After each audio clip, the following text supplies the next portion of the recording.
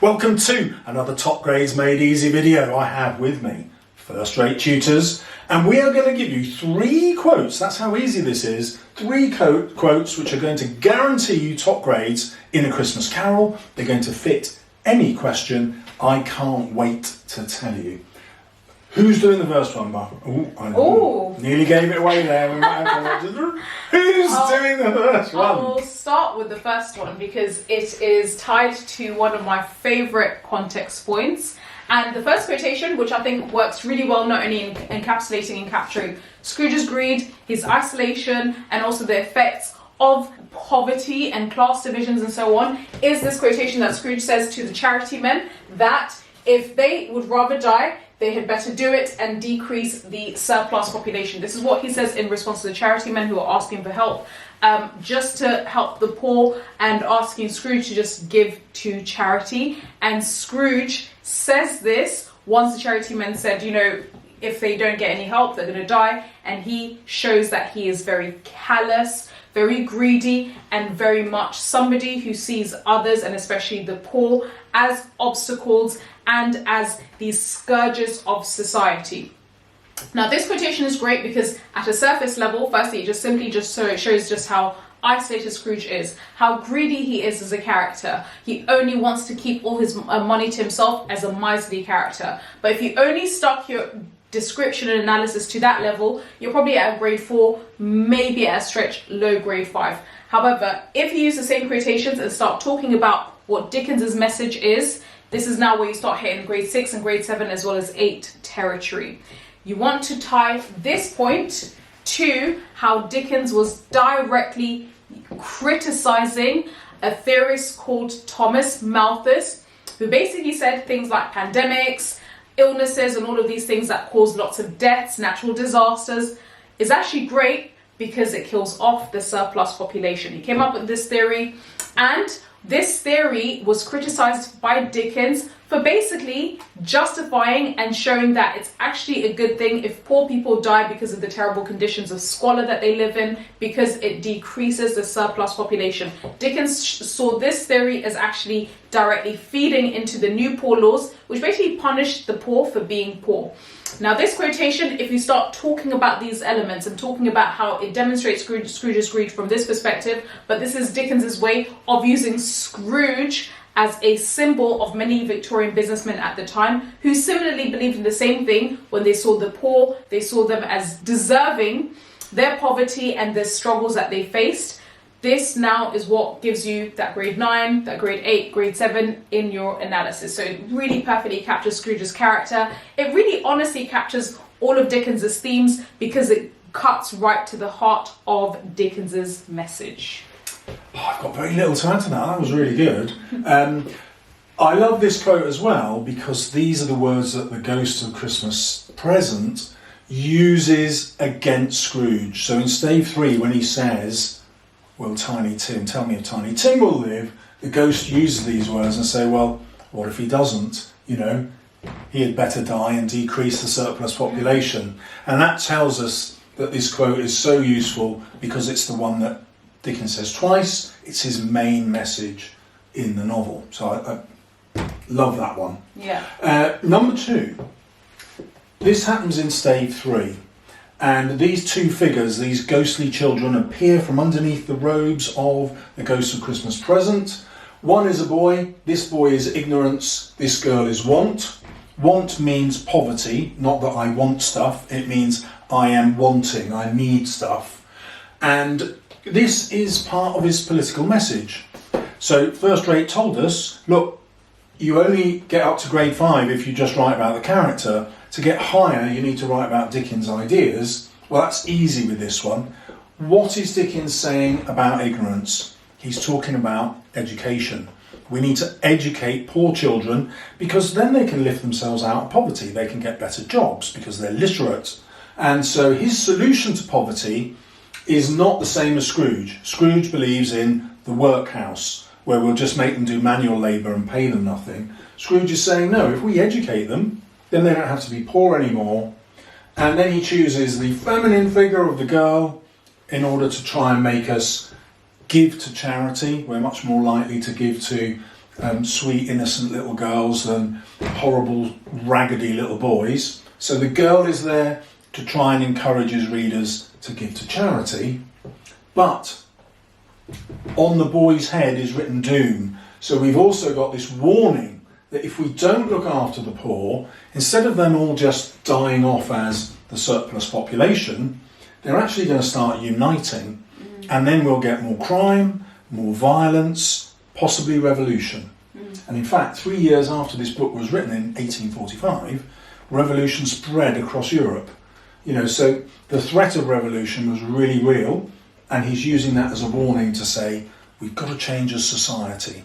Society was one of our buzzwords. Yes. Malthus was one of our buzzwords. You start using those words, you're automatically grade 7. Yes. And I think also what's really great about this quotation is, remember, you're not only using it to describe the Ghost of Christmas Present. Make sure you don't see these quotes in a very reductive way. Oh, okay, now I know what I'm going to talk about in stave 3. No, you always want to see it as broadly demonstrating firstly Scrooge. Remember also, when you're thinking about it and tying it to Scrooge, his horror and shock is meant to reflect the similar horror and shock that Dickens's wealthy readers would be experiencing as they read about these conditions that these kids faced, right? A lot of them, employed the parents, but didn't really understand what they were going through.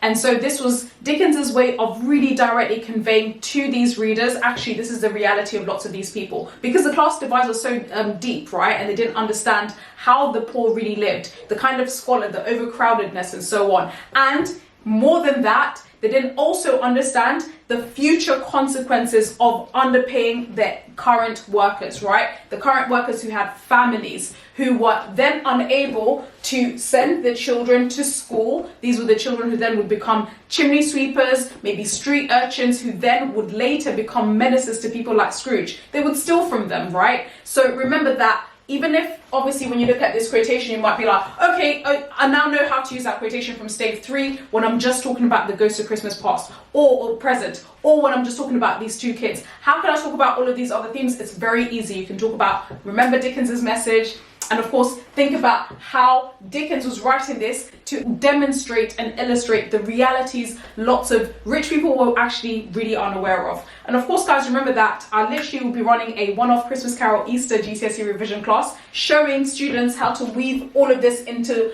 a really solid grade 9 GCSE paragraph. So of course, if you want to see how to actually then apply this in practice, just join in that one-off GCSE Easter class, which is going to be on the 8th of April over Easter. So now, tell us where we'll find it. Oh, online, firstratetutors.com, okay? Okay. Now, in terms of the third quotation, we have picked something from the end. Remember, with any GCSE English essay, especially for literature paper 1 and paper 2, when you're writing about any of these characters or themes, you always need to contrast what's happening at the beginning versus the end. Christmas Carol is no different. And so we've selected a quotation which we think actually really captures all of the things you can talk about. And this is obviously something that Scrooge says when he promises, I will honour Christmas, ellipsis, to Tiny Tim, he was a second father. This is amazing in terms of contrasting his initial miserly behaviour. We can also see that he has learned lessons about life. He's learned about the power of charity, the power of giving, and the power of generosity, which actually makes him happier. But equally, we can see here that he is portrayed as this second father figure, right? And this ties into the theme of family to show how family spiritually enriches us. If you are poor in family and you have no family, you're actually very spiritually poor. You might have all of the money like Scrooge, but you're actually very miserable and spiritually poor. Here we can see that Scrooge immediately becomes spiritually richer because he becomes a second father to Tiny Tim. So there's lots of contrasts you can draw here, and always remember in any Christmas Carol essay, you have to contrast. If you're given something from the beginning in your extract, talk about the end, vice versa, okay? Yeah, so why is he focusing on Christmas? It's not just a Christmas story, it's a Christmas story released at Christmas time. And Dickens is doing this because he knows that's when his viewers, we've got viewers, he knows when his readers are going to be most receptive to giving. So he's being really strategic in writing about Christmas at Christmas. And then this theme of becoming a second father to Tiny Tim is symbolic. He's saying, look, we as a society have to stop decreasing the surplus population. We have to see this population as like our children. We've got to look after them, which is just like looking after ignorance and want. It's a theme that runs throughout stave 1, stave 3, stave 5. You can see that it's like a golden thread that runs through the whole novel, and this is what carries Dickens' message. We've got to become father figures to society rather than punishing poor people. So we have got a brilliant grade 9 analysis. Let's see if this would actually genuinely work for any essay. So if the question is about the ghosts, how are we going to use it? Okay, the ghosts, this one is super easy. I think that the ghosts, firstly, with this quotation, this is actually echoed, so the would better die and decrease the surplus population. This is directly echoed by the Ghost of Christmas Present. But also, remember, even Marley himself, you can actually tie this into, because Marley is a ghost. And we can see here that Scrooge is making the same mistakes that will lead him to face the same fate as Marley's ghost, which is essentially being beyond redemption and facing eternal damnation, right? Which is, you know, Dickens's highly religious Victorian audience were all really, really scared of the afterlife, hell, right? This second quotation is amazing. If you're talking about the ghost, you're thinking about how the Ghost of Christmas Present obviously shows Scrooge the consequences of his behaviour, but again, remember, it foreshadows how Scrooge, once he meets the ghost of Christmas yet to come, because there's lots of ghostly and deathly imagery, this foreshadows how Scrooge is also going to be punished for his actions. And the final quotation, to be honest, what you can talk about is how the ghosts help Scrooge learn his lessons about life, right? So those are the points you can talk about. That was good.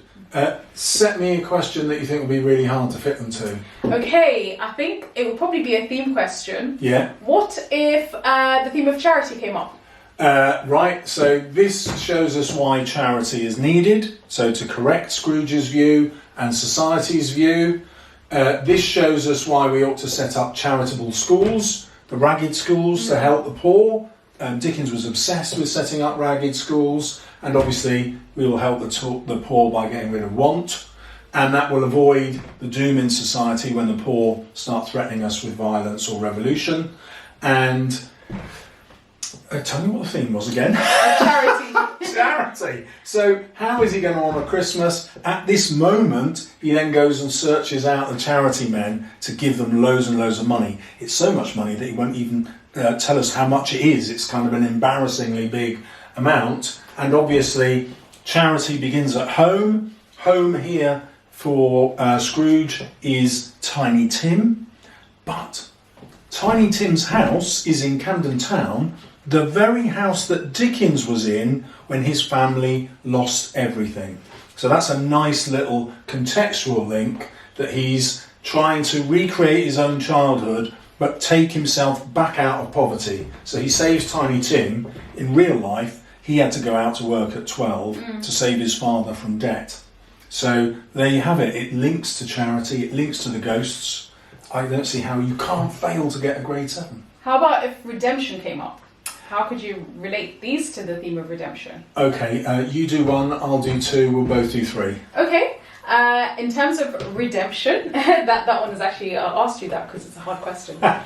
In terms of the theme of redemption, right? Number 1, this first quotation demonstrates how Scrooge and many Victorian businessmen put themselves beyond redemption. They face eternal damnation, just like Jacob Marley's ghost, through seeing and making the poor their business. Remember that Marley says mankind was my business, and this is part of it, right? When you utilize the poor and, you know, work them for all they've got, they literally lead shorter lives, right? And then they end up dying and decreasing the surplus population. So in terms of redemption with this one, this demonstrates how, if Scrooge carries on with his actions, and if Dickens's Victorian businessmen carry on being greedy and so on and seeing the poor in this very Malthusian way, actually this is going to put them beyond redemption.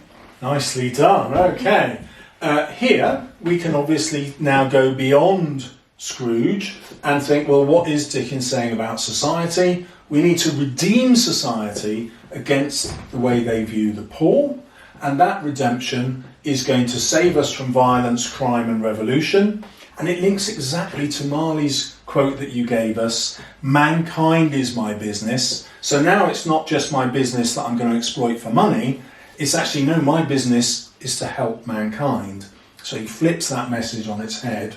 Now we've both got to do number 3. Yeah, well, this one obviously immediately ties to Scrooge being a redemptive figure, yes. right? So he accepts the messages that the ghosts are trying to teach him of the importance of being generous, the importance of being charitable, and as a result, remember that this it wasn't all doom and gloom that Dickens was trying to convey. He wasn't trying to say, okay, now I've scared you guys completely out of your wits, that's it, right? He was trying to convey a message of hope, trying to say, okay, this book is trying to teach you the importance of giving generously, because once you do, and once you become a redemptive figure, well, you've secured your place in heaven, right? So here we can see that Scrooge, not only is he a redemptive figure and, being generous again makes him really happy, but he's now secured his place in heaven, okay? There's always a choice of redeeming yourself and changing that future fate. Gosh, that's an interesting one. So he's partly interested in his own soul and definitely. his own self-interest. Yes. Oh, right. I don't see it that way, although I'm not contradicting it, I'm adding to it. He also wants to save Tiny Tim, and Tiny Tim represents the poor generally.